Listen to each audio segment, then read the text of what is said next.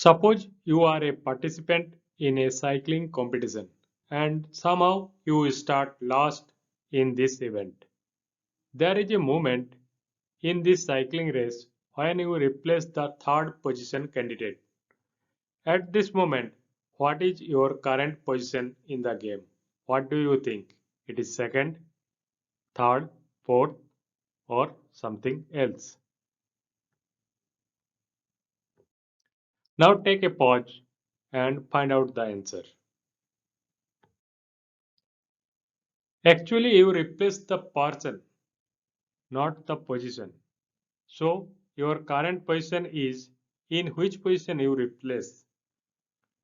In this context, your current position is third, not second or fourth or something else. Thanks for watching. Bye.